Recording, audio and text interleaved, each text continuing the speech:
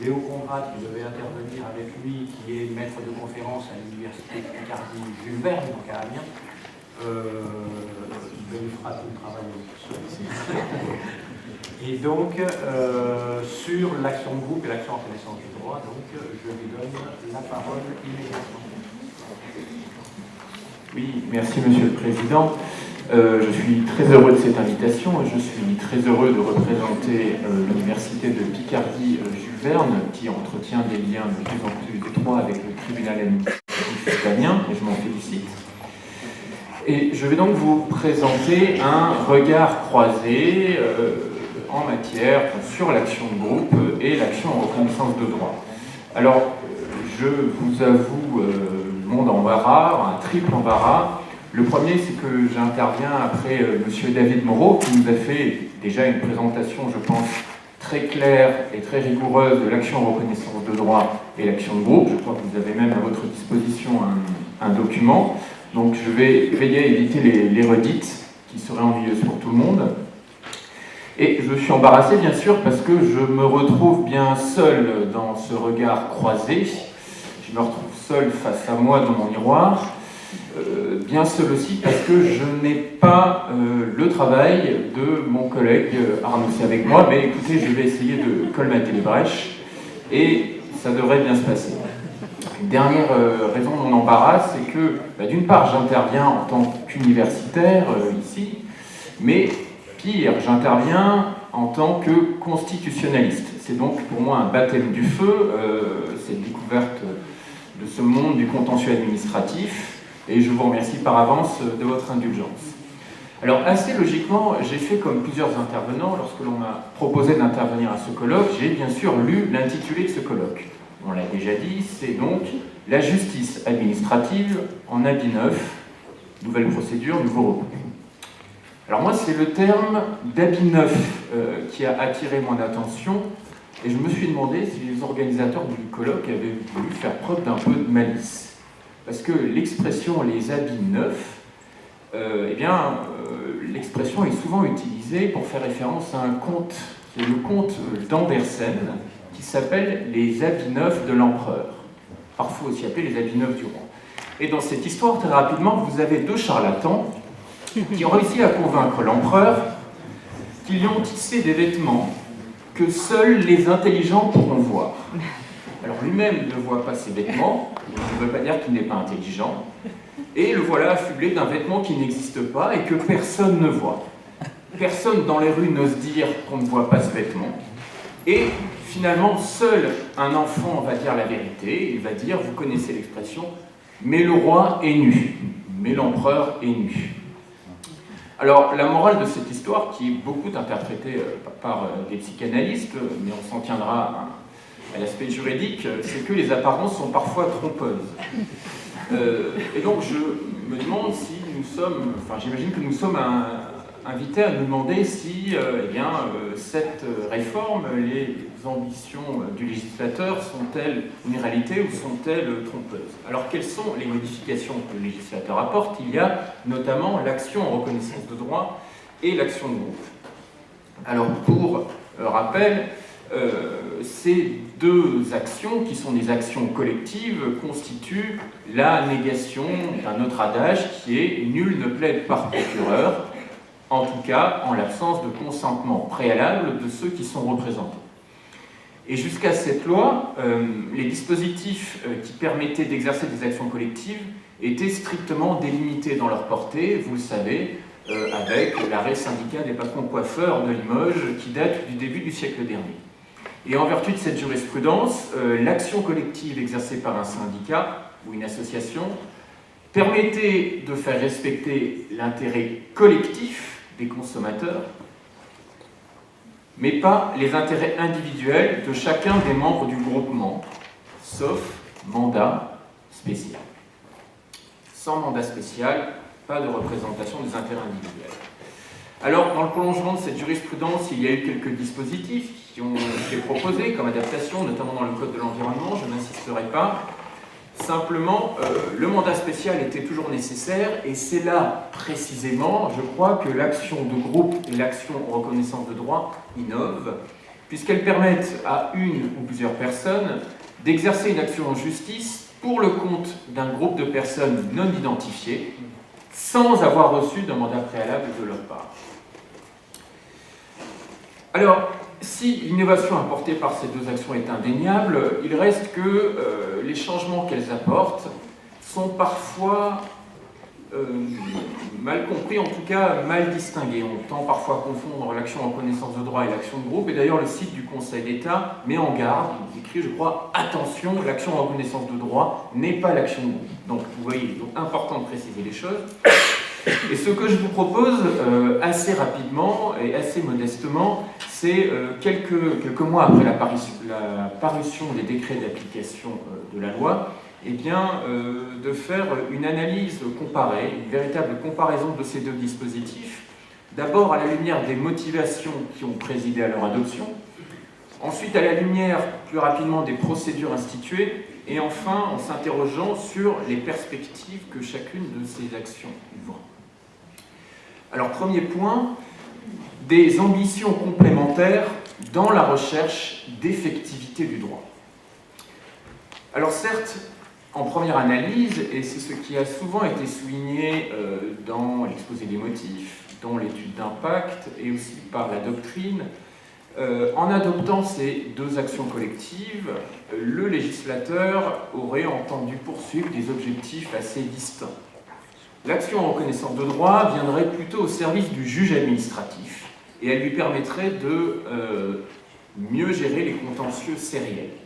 Et d'un autre côté, l'action de groupe serait un mécanisme qui offrirait de nouveaux droits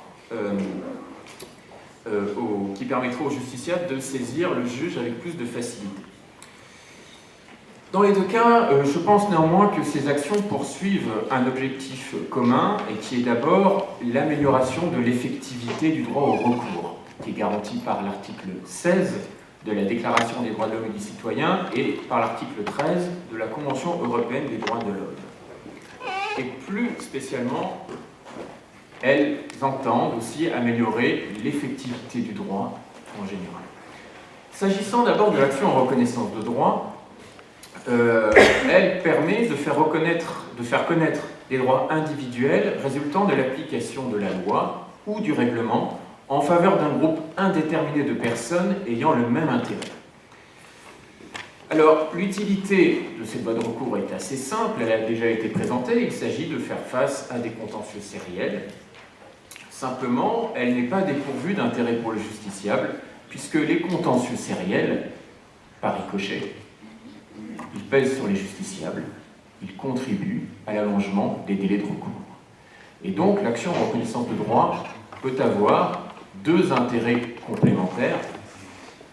Favoriser l'accès au juge, là où un administré seul ne le ferait pas, mais aussi améliorer l'effectivité du droit en favorisant le traitement par le juge de toutes les illégalités produites par une mesure administrative. S'agissant de l'action de groupe maintenant, là encore, on est assez proche des ambitions de l'action en reconnaissance de droit. Alors là, il s'agit de demander une réparation indemnitaire. Simplement, l'idée est très proche. L'action de groupe s'est développée aux États-Unis à partir des années 30, et elle permettait de réparer des préjudices individuels de masse subis à la suite d'un accident. Alors, il faut le dire avec une certaine liberté, que le législateur a transposé le modèle américain d'action de groupe, mais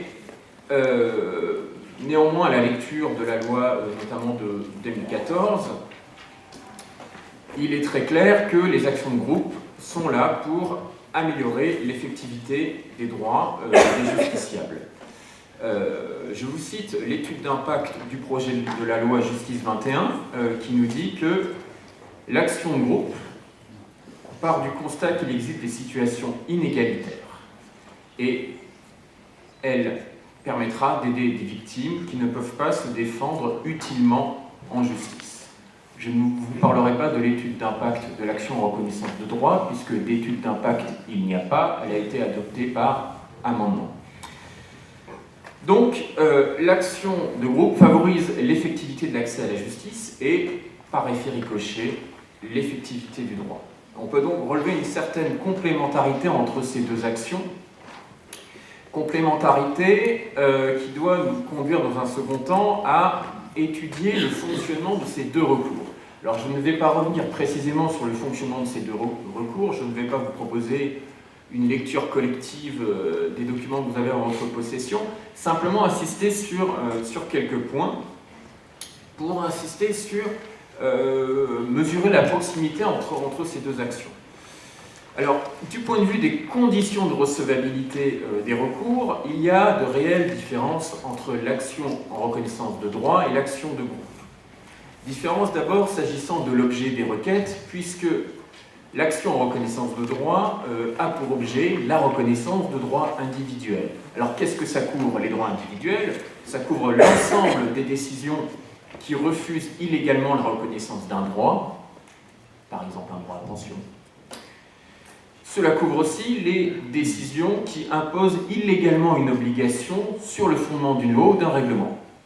Exemple, une mesure administrative imposant une taxation. Et à l'origine de l'action de groupe, en revanche, il y a un dommage qui est subi par plusieurs personnes, placées dans une situation similaire, et commis par une personne publique ou un organisme de droit privé chargé de la gestion d'un service public. L'action de groupe peut alors avoir deux objets, soit la cessation du manquement, c'est le juge qui va enjoindre à l'administration de mettre fin au manquement, si besoin sous astreinte, par exemple réparer un immeuble menaçant ruine, soit l'objet de l'action de groupe pourra être l'indemnisation de préjudice, avec une mise en demeure préalable de 4 mois. Je pourrais aussi vous parler de la qualité à agir dans le cadre de l'action de groupe et de l'action en reconnaissance de droit, en soulignant qu'elles sont très différentes, et en soulignant que pour l'action de groupe, je pourrais dire que le message adressé par le législateur à l'administration est assez clair. Il évoque le message qu'avait adressé le législateur au juge judiciaire avec l'action de groupe consommation, et ce serait « Rassurez-vous, vous n'allez pas avoir débarqué des sortes d'avocats à l'américaine qui feront des actions de groupe sur absolument tout et n'importe quoi au risque de déstabiliser l'action administrative. » Non, de ce côté-là, le recours est assez cadré. S'agissant maintenant du jugement, c'est-à-dire de l'office du juge, s'agissant de l'action en reconnaissance de droit et de l'action de groupe, eh bien, ces deux recours se ressemblent davantage. J'insisterai sur 3 points très rapidement. D'abord, dans les deux cas, nous avons un jugement cadre. Du côté de l'action en reconnaissance de droit, le juge, dans ce jugement cadre, il va déterminer les conditions de droit et les conditions de fait auxquelles est subordonnée la reconnaissance de droit. S'agissant de l'action de groupe, il faut distinguer le jugement cadre de l'action en cessation du manquement et le jugement cadre de l'action en responsabilité. Dans le cadre de la cessation au manquement, le juge va enjoindre au défendeur de cesser le manquement, le cas échéant sous astreinte. Tandis que dans le cadre de l'action en responsabilité, le juge va devoir déterminer les critères à remplir pour adhérer au groupe de personnes susceptibles de bénéficier de l'indemnisation. L'information fait ensuite l'objet d'une publication aux frais de l'administration responsable. Et je précise rapidement que la loi envisage aussi des possibilités de médiation entre les associations et le défendeur, qui devra faire dans ce cas l'objet d'une homologation par le juge. Ensuite, dans le cadre de l'action de groupe comme dans le cadre de l'action en reconnaissance de droit, les personnes concernées pourront avoir la possibilité de se prévaloir de ce jugement cadre. Alors une précision à ce stade, j'avais échangé sur ce point avec Arnaud C, qui est présent aujourd'hui par la pensée.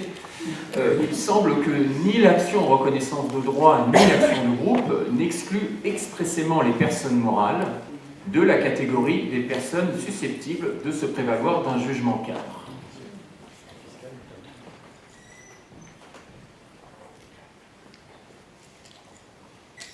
Alors, je n'insiste pas plus longuement sur le fonctionnement de ces procédures, je ne voudrais pas être répétitif, et je vais peut-être m'interroger dans un troisième point sur les perspectives, c'est-à-dire ce que l'on peut attendre de ces deux nouvelles voies de recours.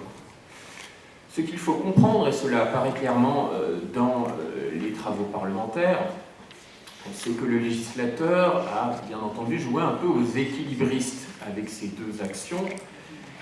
Il s'agissait d'assurer des voies de recours suffisamment ouvertes pour qu'elles soient attractives pour le justiciable, mais il s'agissait aussi de ne pas trop les ouvrir afin de ne pas faire vaciller l'État qui aurait pu être confronté à une avalanche d'actions en connaissance de droit et d'actions de groupe susceptibles, comme vous l'avez souligné déjà, de peser sur l'équilibre précaire des finances publiques, alors que peut-être certaines de ces actions ne répondraient pas à un véritable enjeu social. Et à ce titre, souvent on fait référence aux class actions américaines, qui ne sont pas du tout des actions de groupe telles qu'on les conçoit en France, mais qui ont été et qui sont à l'origine de nombreux abus, de nombreuses dérives, et qui a conduit donc le législateur à faire preuve d'une grande prudence. Alors, comment le législateur envisageait ce risque d'explosion des contentieux? Eh bien, si vous allez voir l'étude d'impact de la loi Justice 21, vous voyez que cette explosion des contentieux, elle a été envisagée. Le gouvernement, auteur de l'étude d'impact, nous dit « Il est vrai qu'un impact financier n'est pas à exclure. » Le gouvernement ajoute cependant qu'il y a ici un enjeu d'exemplarité de l'État et des différentes fonctions publiques. En d'autres termes, et c'est l'étude d'impact qui nous le dit, en matière d'exemplarité, on ne compte pas, même dans une étude d'impact qui est censée évaluer les conséquences financières d'une réforme, on ne compte pas quand c'est l'exemplarité. Soit. Alors en définitive, est-ce que le législateur a trouvé le bon équilibre? S'agissant d'abord de l'action en reconnaissance de droit, est-ce une action vraiment utile? Sur le site du Conseil d'État, en date du 8 juin 2017, vous voyez que 2 actions en reconnaissance de droit ont été déposées. Si mon binôme Arnaud C avait été présent, il vous aurait très probablement montré que certains recours permettent déjà d'obtenir à peu près la même chose que l'action en reconnaissance de droit. Je ne veux pas trahir ni déformer ces propos, mais je vous donnerai un exemple que nous avions évoqué ensemble. Pensons au recours pour excès de pouvoir formé par une personne morale pour la défense d'un intérêt collectif. En principe, le recours pour excès de pouvoir, s'il est fondé, il va aboutir à l'annulation de l'acte litigieux, mais pas à la reconnaissance de droits individuels, sauf dans 2 hypothèses. Celle où le juge de l'excès de pouvoir annule une mesure réglementaire d'exclusion, et celle où il prononce une annulation, je cite, en tant que ne pas. Alors, je pense que dans la version écrite, ce point sera développé. J'apporterai selon moi, pour ma part, une petite nuance en vous disant tout de même que, dans l'état actuel du droit positif, il est permis d'être relativement optimiste concernant l'utilité de cette action en reconnaissance de droit, en tout cas plus que pour l'action de groupe. Il semble que le législateur ait posé un cadre qui soit globalement propice à un développement de cette action dans le futur, même si, bien entendu, maintenant, le succès de cette action, il dépend de l'ensemble des acteurs qu'elle implique, mais il faut parier qu'à l'avenir, en tout cas, elle simplifiera grandement le travail des magistrats. S'agissant, dernier point, de l'action de groupe. L'action de groupe, quelle perspective? Eh bien, ce que l'on peut souligner d'abord, c'est qu'il y a beaucoup de freins à son effectivité. Il n'y a pas de contentieux pour l'instant, mais on peut se tourner vers l'action de groupe consommation, qui est entrée en vigueur avec la loi consommation. Nous avons une dizaine d'actions de groupe en matière de consommation qui sont en cours de jugement, ou qui ont été jugées, et pour l'instant, je crois qu'aucune n'a abouti. Ce qui conduit à penser que l'action de groupe consommation est pour l'instant plutôt un effet d'annonce que du droit réel et que le roi de la consommation est plutôt nul pour l'instant. il est permis de penser que le même phénomène pourrait être constaté pour les actions de groupe portées devant le juge administratif. Je retiendrai deux éléments qui sont susceptibles de décourager le recours à l'action de groupe. Le premier, c'est que l'action de groupe est bien entendu une procédure longue.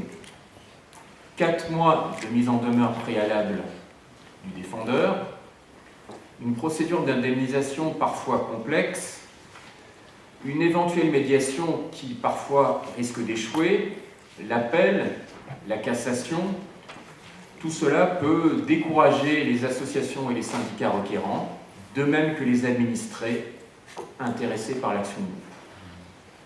Et ces administrés, ils pourraient soit renoncer, soit se tourner vers ce que l'on appelle maintenant sur Internet et que l'on trouve souvent sur des sites d'avocats, les actions groupées. Les actions groupées, ce ne sont pas du tout des actions de groupe, mais elles sont présentées souvent comme telles avec une certaine ambiguïté avec les avocats, puisqu'en effet, rien n'empêche un avocat ou une entité de se faire mandater par des milliers de consommateurs pour exercer une action en justice, si bien entendu vous présentez les sommes nécessaires. Il peut donc en apparence être plus facile d'obtenir un résultat comparable avec d'autres actions. Et à la longueur de la procédure d'action de groupe s'ajoute sa complexité. Il n'y a pas une, mais des procédures d'action de groupe. Et en l'absence de régime commun d'action de groupe, entre la santé, entre la consommation, entre les discriminations, entre l'environnement, eh bien, cette complexité va nécessairement susciter des questions. On peut s'interroger sur l'opportunité du maintien d'un tel kaléidoscope de règles en matière d'action de groupe, puisque les règles varient, bien entendu, selon les actions, notamment s'agissant de la qualité pour agir. Donc, je pense qu'à l'avenir, le législateur serait sans doute inspiré de tenter d'essayer d'unifier ces règles, notamment dans le sens d'une extension de la qualité pour agir. Il faut craindre en effet que le juge sera parfois confronté à des recours qui pourraient combiner plusieurs actions de groupe, par exemple en matière de santé et de consommation. Donc, peut-être serait-il opportun de réfléchir, dans le cadre d'une véritable étude d'impact, à un authentique véhicule procédural universel qui, bien entendu, a la marge à prendre en compte les spécificités de certaines actions. Je ne sais pas si ça irait dans le sens d'une simplification, et je pense que le lieu est mal trouvé pour parler de questions qui fâchent, mais on pourrait s'interroger sur l'opportunité du maintien de la dualité juridictionnelle pour l'action de groupe s'agissant du volet indemnitaire, puisque c'est un constitutionnaliste qui vous parle, rien n'interdirait de confier l'ensemble des contentieux des actions de groupe au juge judiciaire, dans le parfait respect du principe fondamental reconnu par les lois de la République, qui a été reconnu, ou plutôt découvert, dans la décision du Conseil constitutionnel de 1987. Donc on le voit, l'action de groupe, une belle idée, mais qui bénéficie de marges de progression significatives. En dernier point, je ne voudrais pas avoir trop joué le rôle de l'universitaire un peu désabusé face à une salle pleine d'entrain. Simplement, je dirais que nous avons relevé l'ambition commune de ces actions à améliorer in fine l'effectivité du droit au recours et même l'effectivité du droit tout court. Mais pour ce faire, à mon avis, il sera nécessaire de rendre ces deux voies de recours davantage effectives.